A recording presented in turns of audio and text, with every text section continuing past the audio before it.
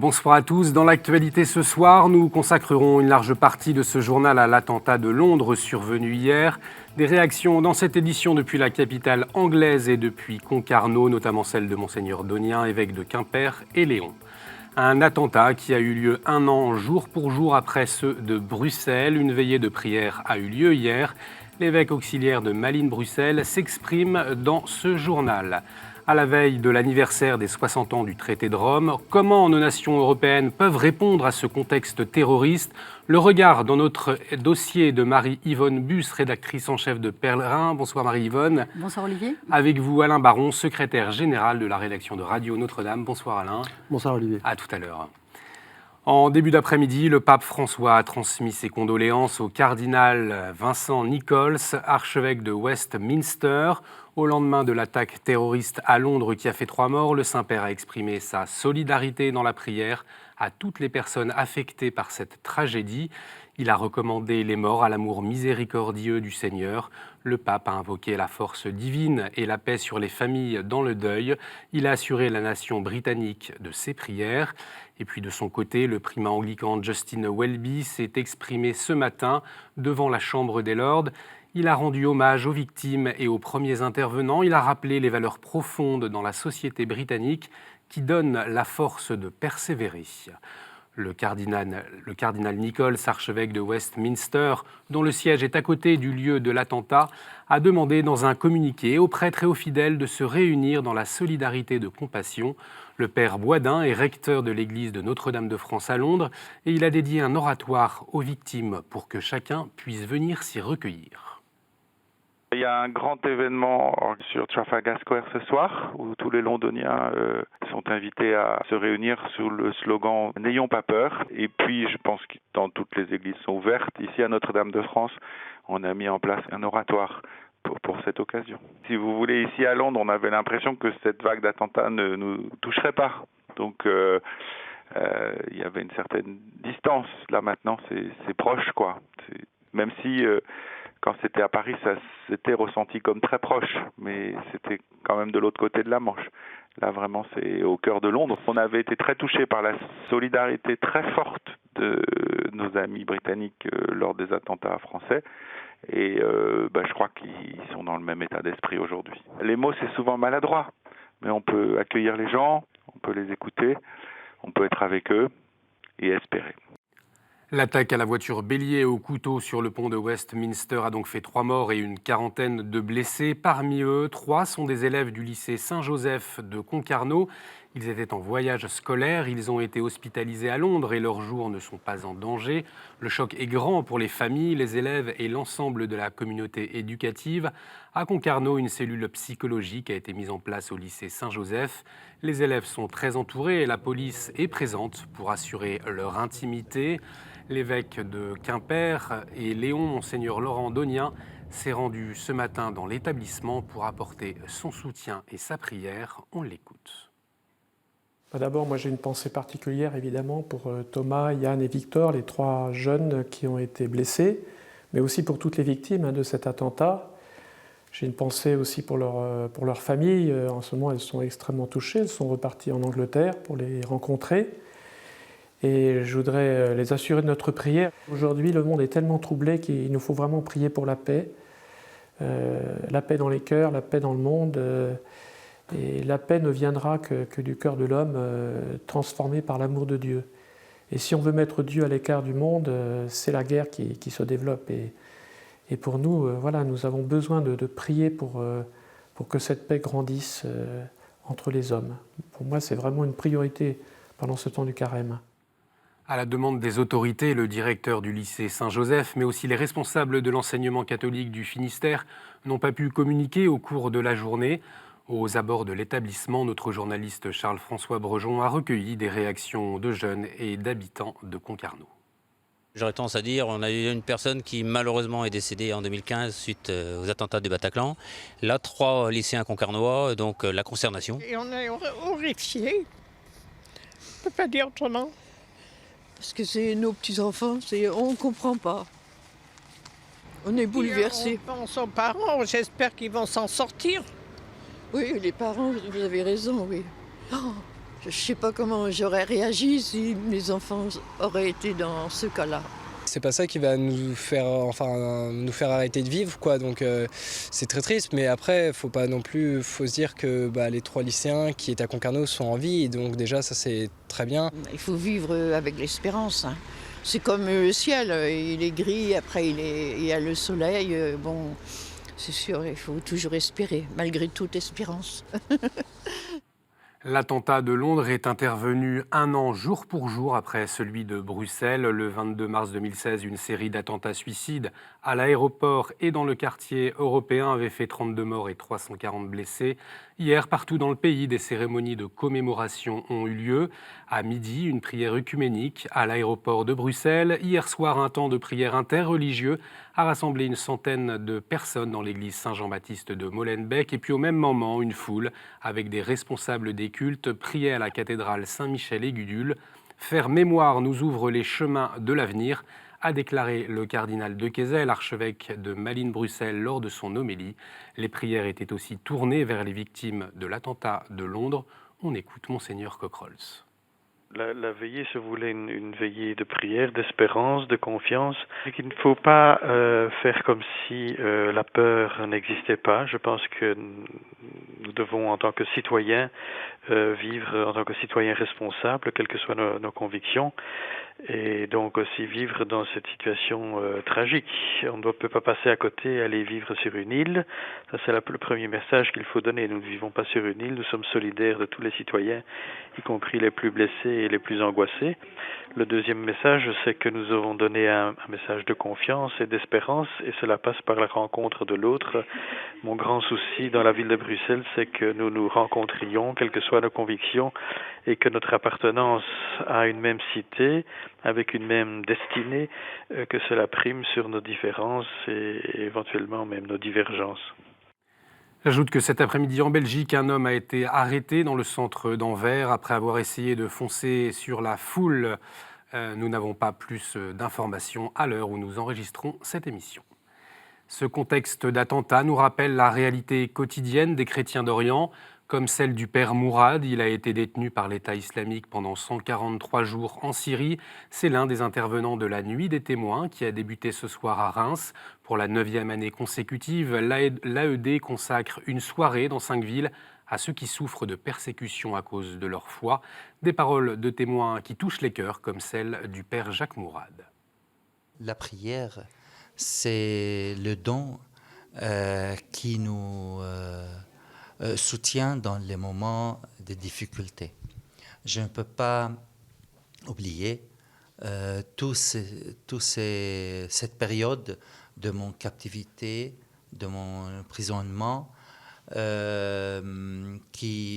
n'y a rien qui a donné un sens à ma vie que la prière, et surtout la prière du chapelet, qui m'a fait sentir la présence de la Vierge Marie. Cette force de pardon, c'est le seul moyen qui m'aide à retourner vers Dieu dans la prière et à trouver de nouveau ma paix intérieure. Il n'y a que le pardon qui nous console et qui guérit toutes les personnes qui portent la violence dans leur cœur. Retrouvez le père Mourad sur KTO demain soir, la nuit des témoins depuis Notre-Dame de Paris, à suivre en direct sur notre antenne à partir de 20h. Un moyen de garder du lien entre le Moyen-Orient et la francophonie, mais la langue française est menacée au Proche-Orient. En cette semaine internationale de la francophonie, le directeur de l'œuvre d'Orient alerte les autorités sur la situation des écoles catholiques francophones au Moyen-Orient. Elles comptent 400 000 élèves, mais les subventions de l'État français se font de plus en plus rares, au risque de voir la langue française disparaître. Pourtant, elle est porteuse de valeurs de la France, comme l'explique Monseigneur Gollnisch.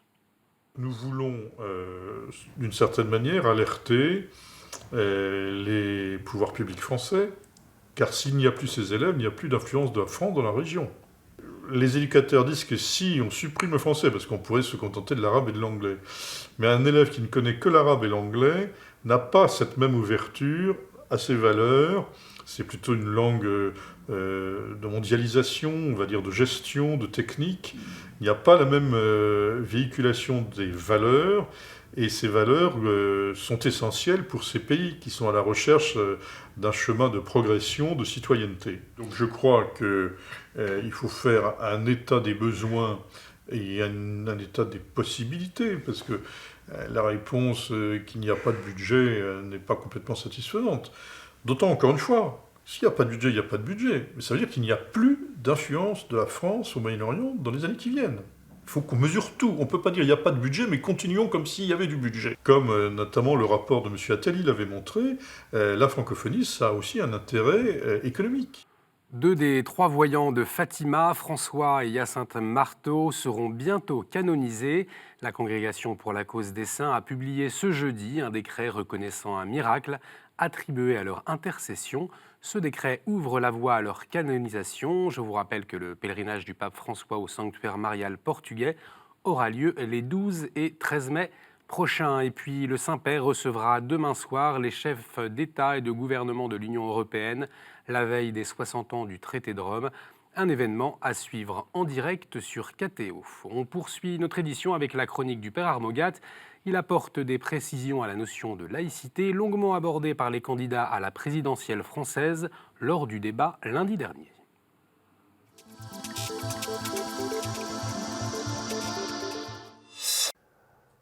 Les Français semblent penser qu'on parle beaucoup trop de religion.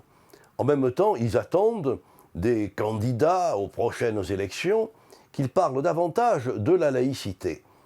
Alors, il faut peut-être proposer quelques définitions, parce que les candidats à ces hautes fonctions me semblent ne pas bien connaître la loi de 1905, le rapport qu'Aristide Briand a donné, qui permet de l'interpréter, les nombreuses variations qui l'ont affecté sur un siècle et les interprétations que les plus hautes juridictions ont données à cette séparation de l'État et des Églises. Du temps du Concordat, au XIXe siècle, entre l'État et l'Église catholique, l'État pouvait contrôler l'Église catholique, la nomination des évêques, celle des curés, les moyens de subsistance de l'Église. La séparation a libéré l'Église de cette tutelle de l'État. L'État s'est séparé de l'Église et s'est retrouvé avec la charge de la laïcité. L'État est laïque, l'Église n'a pas à l'être. L'État doit être neutre, l'Église et les Églises et les croyants ne sont pas seulement libres dans leur conscience et dans l'exercice de leur culte en privé, ils doivent pouvoir en parler en public. Il y a une liberté de la parole, une liberté de l'expression qui est fondamentale et que l'État doit respecter.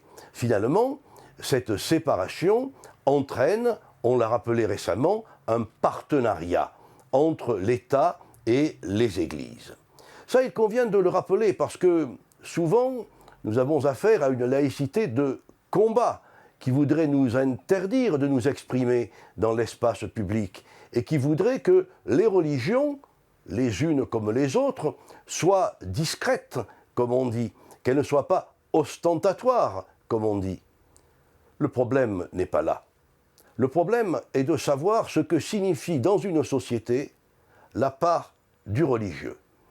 Une société n'est vivante que si des hommes et des femmes participent à un certain idéal. Et cet idéal, pour nous, catholiques, c'est celui que Jésus-Christ nous propose. Alors il y a, me semble-t-il, dans le statut social des églises, la nécessité d'une place reconnue dans la société.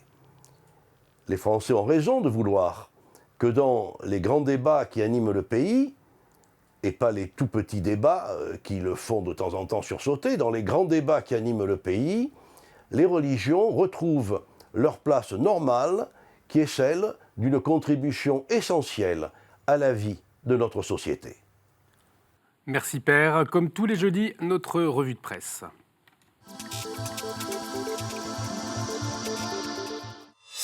On parle avec passion d'orthographe cette semaine dans Pèlerin avec Bernard Pivot, mais aussi on parle de bénédiction, Marie-Yvonne. Oui, nous nous sommes intéressés en ce début de carême à ces demandes de bénédiction qui semblent de plus en plus nombreuses, bénédiction de maison, voire bénédiction de cartable à la rentrée scolaire, et nous essayons d'en chercher le sens. Voilà, dans ce dossier d'ouverture de nos pages magazines. Merci Marie-Yvonne. Famille chrétienne vous emmène au Niger à la découverte de chrétiens en terre d'islam. Chaque année, 150 notables de la région de Maradi se réunissent à l'initiative des Servantes du Christ. Reportage sur cette journée de rencontre et puis une enquête santé sur les vaccins. Ils peuvent inquiéter les parents. Comment démêler le faux du vrai? Famille chrétienne vous y aide. Samedi, les dirigeants des 27 se réuniront pour les 60 ans du traité de Rome. Il a institué le marché commun. 4 jours plus tard, le Royaume-Uni sortira de l'Union européenne. Le Brexit, une chance pour le journal La Vie, une chance pour renouveler la confiance.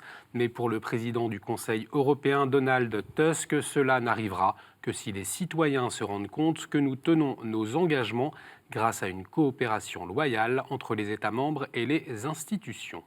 Les 60 ans du traité de Rome aussi dans Réforme cette semaine. Là encore, comment réinventer ce projet audacieux de marché commun attaqué aujourd'hui de toutes parts? La construction européenne n'avance plus depuis 1992. Il faut que les États qui veulent aller plus loin puissent le faire, prévient Marcel Grignard, président de Confrontation Europe. Voilà pour votre revue de presse cette semaine. Tout de suite, on retrouve nos invités. C'est notre dossier.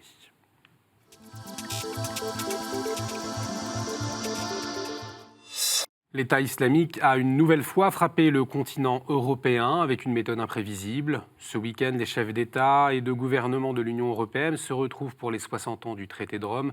L'occasion pour identifier les défis qui attendent l'Europe. La lutte contre le terrorisme en est un. Comment nos nations européennes peuvent y répondre? On en parle avec vous, Marie-Yvonne Buse de Pèlerin, et avec vous, Alain Baron de Radio Notre-Dame. Mais pour commencer, une réaction peut-être après l'annonce hier de cet attentat à Londres. Marie-Yvonne. Ça peut être une réaction de lassitude, d'angoisse, c'est-à-dire encore une fois, et en même temps, on voit que les Britanniques, comme avant eux les Belges, les Français, sont mobilisés, ne se laissent pas abattre, et là encore, au moment même donc, où on célèbre l'anniversaire du traité de Rome, l'actu nous montre à quel point il est essentiel que les Européens restent unis. Alain, qu'est-ce que vous êtes dit après cette annonce hier? On s'est dit encore une ville, une grande capitale européenne qui a été touchée. On voit bien que le but de ces assassins, c'est de frapper les capitales les unes après les autres. Presque toutes y sont passées déjà, depuis Berlin, Bruxelles, Londres, Paris. On voit bien qu'il y a une volonté de toucher les Européens. C'est dramatique et bon, il faut résister, mais c'est pas facile. Justement, comment est-ce que l'Europe peut, selon vous, résister à ces attaques? Comment est-ce qu'on peut réfléchir? Qu'est-ce qu'on doit mettre en place, Marie-Yvonne? Au moment où un certain nombre de pays d'Europe se crispent sur leur souveraineté, y compris au niveau de la sécurité, on voit bien que les enjeux de coopération au niveau international, et notamment sur les questions de renseignement, deviennent essentiels. Et pas seulement des collaborations au niveau de la police des frontières, par exemple. Vous partagez ce regard, s'ouvrir plutôt que fermer les frontières, là? Oui, tout à fait. Enfin, il faut bien sûr surveiller les frontières, mais il est vrai que la coopération policière et des organes de sécurité fonctionne plutôt bien en Europe. On le voit quand même, il n'y aura jamais de risque zéro, mais on voit bien que la coopération fonctionne, et c'est tant mieux. Et il faut aller encore plus loin dans ce sens. Donc il faut que les services européens se parlent, ils le font déjà. Il faut aller encore plus loin, approfondir et être toujours plus coopératif. On l'a dit dans ce journal, donc les 27 représentants des membres de l'Union européenne vont se retrouver. Ils vont voir le pape demain. Donc on ne sait pas ce qu'ils vont se dire, mais ils vont certainement échanger sur cette question du terrorisme, mais aussi peut-être des racines chrétiennes de l'Europe. Est-ce que ces racines chrétiennes, elles ont quelque chose à nous dire aujourd'hui face à ces attaques terroristes, Marie-Yvonne? Bien entendu, l'Europe est d'ailleurs née en 1957 d'un désir de réconciliation entre des peuples qui s'étaient affrontés. Et on sent bien que les valeurs chrétiennes de concorde, de respect de l'autre, d'écoute de l'autre sont là plus que jamais d'actualité. Comment les mettre en œuvre, ces valeurs chrétiennes, au point de vue collectif, pour vous, Alain? C'est pas facile, hein. C'est une œuvre de tous les instants. Il faut d'abord que les dirigeants des 27 pays fassent œuvre commune, qu'ils se rappellent ces racines chrétiennes. Rappelons-nous le débat qu'il y a eu sur le fait de mettre ou pas dans les textes européens le rappel de ces racines chrétiennes. Il y a eu un grand débat il y a quelques années, vous devez vous en souvenir. C'est pas facile et il faut le rappeler. Alors le pape, je pense, va le rappeler demain. Il aura raison, mais c'est un travail de tous les instants. Le pape, lui, qui parle de Troisième Guerre mondiale en morceaux, on l'a souvent répété. Comment les chrétiens peuvent-ils se situer? Comment est-ce qu'ils peuvent vivre cette situation? Alors d'abord, peut-être en ne tombant pas dans ce piège que nous tend à chaque nouvel attentat Daesh, qui cherche, il le dit clairement dans sa stratégie, à rendre le monde musulman haïssable. Et forcément, cette espèce de guerre civile que pourraient susciter des attentats répétés est un piège qui nous est tendu et auquel on doit résister. Et les chrétiens en premier, peut-être, qui ont un certain savoir-faire en termes de dialogue interreligieux. Il y a pourtant la peur qui est là, qui est présente. Oui, il y a la peur, mais c'est ce qu'on appelle la résilience aussi, la résilience des peuples. Moi, je pense aussi beaucoup à... Pendant la guerre, ce n'était pas du terrorisme, mais pendant la guerre, les Britanniques ont été assaillis sous les bombes à Londres. Et ils ont résisté. Ça a fait l'admiration de tous les alliés. Et là, ce n'est pas le même contexte, évidemment, mais c'est la résilience qui est importante. Et il ne faut pas tomber, Marie-Yvonne Buse le dit très bien, il ne faut pas tomber dans l'exacerbation des passions. Mais ce n'est pas facile. C'est pas facile, parce que pour les victimes et leurs familles, c'est douloureux, bien sûr. Ça peut avoir des conséquences. On a des échéances présidentielles en France. Ça peut avoir des conséquences pour vous, Marie-Yvonne, ce qui s'est passé? Le risque, c'est bien sûr que chaque communauté se replie sur elle, qu'on vive finalement dans des cercles rétrécis où on ne croit plus à la possibilité d'une coexistence. Et ça, c'est évident que chaque nouvel attentat pousse à ce repli. Et les conséquences politiques peuvent être lourdes, en effet. On a le pape François qui va rencontrer l'imam d'Al-Azhar fin avril. Est-ce que ce voyage, il peut être un symbole fort? Est-ce qu'il peut aider à surmonter justement peut-être ces peurs? Bien sûr, ça ne peut que contribuer au bien commun. Effectivement, il faut tout faire pour éviter que les communautés se dressent les unes contre les autres. Pour l'instant, les pays européens l'évitent. Ils sont arrivés, mais c'est fragile, c'est un équilibre fragile. Je pense que la démarche du pape est très, très positive. Qu'est-ce qu'on peut trouver au plus profond, les nations, qu'est-ce qu'elles peuvent trouver au plus profond de leurs âmes pour faire face à ce terrorisme? Chaque nation a sans doute son génie propre et son âme propre, mais il y a de toute évidence des valeurs d'espérance qu'on ne peut que solliciter dans ce type de circonstances. Alain. Et il ne faut pas oublier la prière, bien sûr, pour nous qui parlons des catholiques, évidemment, il ne faut pas oublier la prière. C'est un moyen très important pour essayer de surmonter la vengeance, peut-être l'esprit de vengeance, l'envie de vengeance. Il ne faut pas négliger ça. La force de la prière, voilà, on l'a entendu aussi pendant le journal. Merci Marie-Yvonne, merci Alain d'avoir partagé vos différents points de vue. Merci à vous de nous avoir suivis. Vous pouvez revoir cette émission sur notre site www.ktotv.com. Également, réagir avec le hashtag à la source sur les réseaux sociaux. Je vous dis à la semaine prochaine. Excellente soirée sur KTO.